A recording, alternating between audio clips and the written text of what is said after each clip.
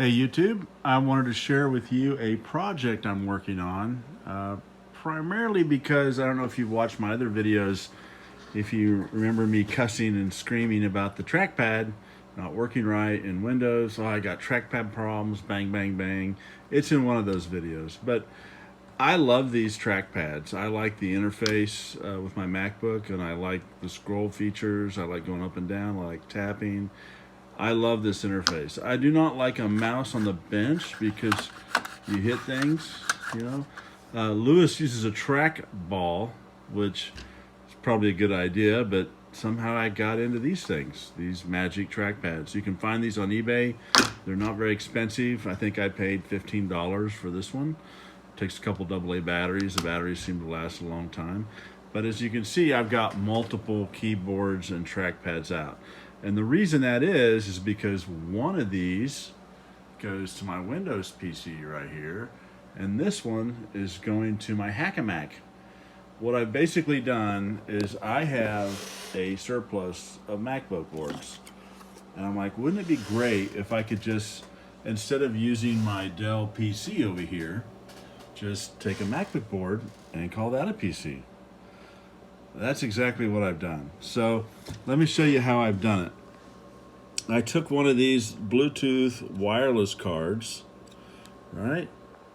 And I soldered on the wires to make antennas because I don't have a screen with antenna plugs, so I just soldered them on right there.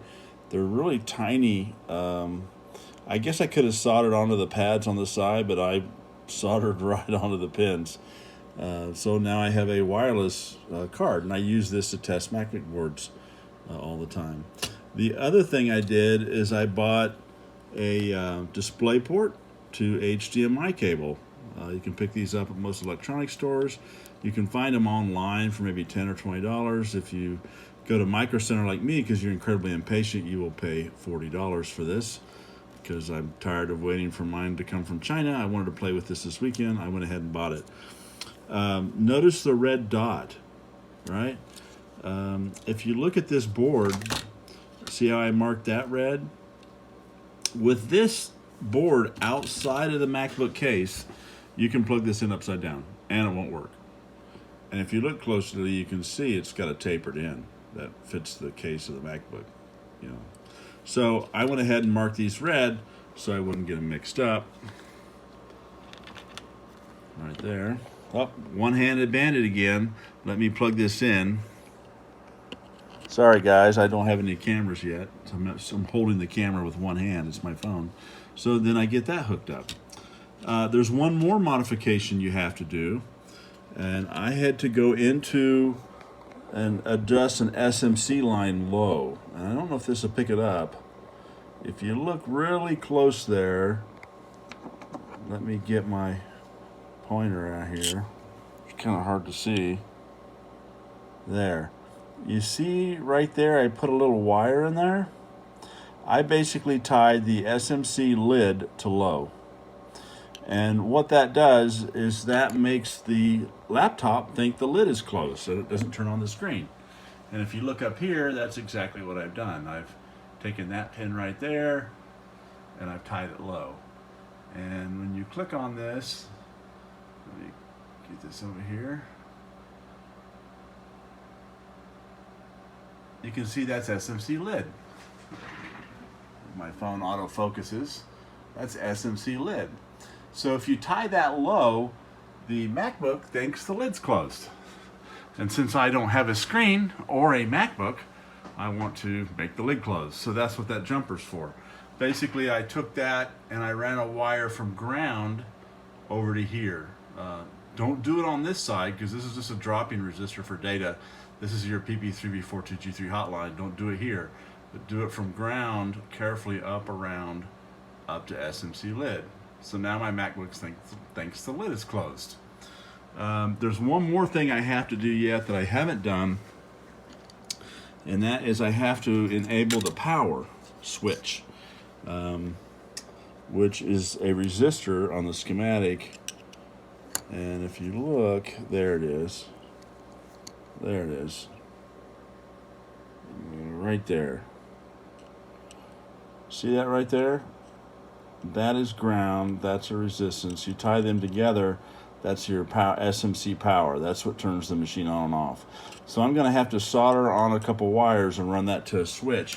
I figured I'd put some red cherry button, maybe with a light on it right here on my bench, so that would be turning my computer off and on. And then I figured I'd mount the board, you know, up underneath here where you can't see it, and then run the wires up. And I've got the hard drive on, of course. I got one fan screwed in. You will have to have a DCM board with the ribbon because it gets its sound card from over here, so you have to have that. So let's go ahead and show this off now that we have the SMC lid set up, and let's see what we get on the TV here. All right, so there's me in the background.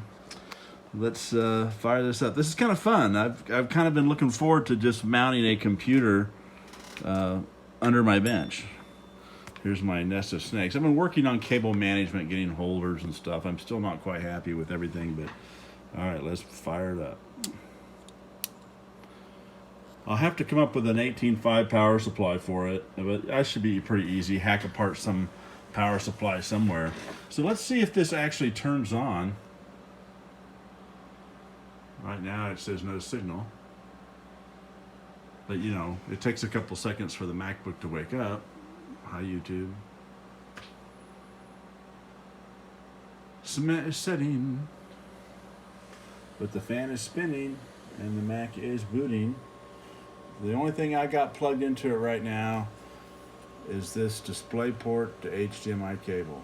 That is the only thing in. And of course my MagSafe light. And if you put 18.5 here directly, you don't need that. But I forgot, son of a gun. This is my tech drive, so it's screaming at me because it's trying to boot the wrong partition. So I have to fix that. Let me get my keyboard real quick. But the good thing is the MacBook is displaying video like it's supposed to because I have an SMC lid set to low. So let's go ahead and power this up. And this time I'll hold that. Wait a minute. What am I doing that for?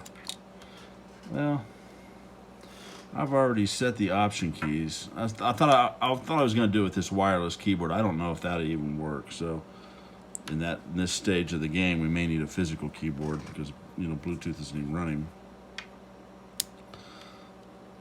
So let's just hold this option key down. And I'm going to have to redo this drive so that it boots properly. Because right now, this is my test SSD, and I've got like 5 installations on there. And one of them is like a really old OS X. I think that's the default load.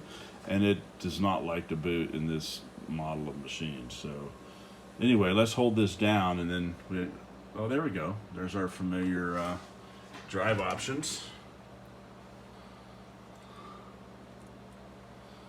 So let's just select. The one I've been using is Mojave. This is the installation I'm currently using. So let's bring that up. And I'm going to custom do this. I'm going to have a standard disk just for this machine instead of using my test drive. But what's great about this, with enabling the SMC lid to low and using this plug, this is a MacBook now. Even though I don't have a case, a screen, or anything else, all I need is power, a DCM board, a ribbon, and a cable. And now this is going to become a standalone computer, which is pretty exciting. I will probably go ahead and hook up a USB hub, and I may install that right here with USB ports or put it here. Who knows where I'll put it?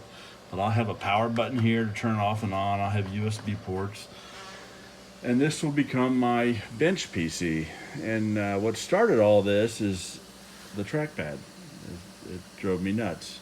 But inside Apple, it works beautifully. It works smooth. It's what you'd expect it to work like. So if you want to take a Apple MacBook board, you get it on eBay for, you know, dirt. I think I paid, this is a 1.68 gig board. I think I paid $35 for it, or $45 for it broken. Had some water damage. I fixed whatever the hell it was. I don't remember on this particular board. And presto, it's now a bench computer. Awesome.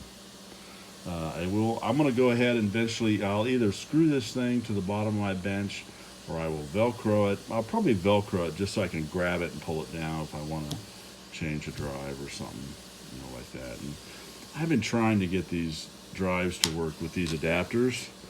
Boy, talk about a pain in the butt. I'm not having much luck with this. So I'm just still having to use the OEM Apple drives. But let's see what we got going up here.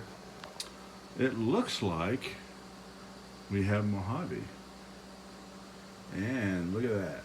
I don't know if you can see that. Probably can. It's really tiny. This TV's 4K. See, I got a mouse.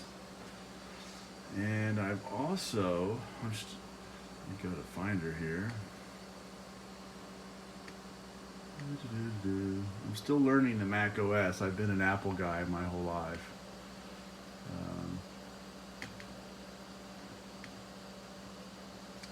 So I went ahead and I've mapped my my network drive. I went ahead and put Google Chrome on here, and that works. And what's awesome is just having a Apple touchpad. It's like glass. It's so much better than in Windows. And putting it in Windows was a hack unto itself. But now just having it, it just glides so well. I mean, I absolutely love it. I love the trackpad, and I love these magic things, these magic trackpads. These, funny, have B on the bottom of that, so I know it's to the bench machine. But these, ironically, are not expensive. $20 for one of these. $10, $15, $20 for these. And they're great wireless devices, just to be able to sit down and use this thing and slide around effortlessly and double tap and use gestures to zoom in and out. I love it. I think they're great, and they're not expensive. So find yourself some used ones of these magic mice and this magic trackpad and this magic keyboard on eBay. Dig yourself up a crap board out of your box. Get yourself a DisplayPort adapter. Tie your SMC lid to low. Give it some power, and you have a computer.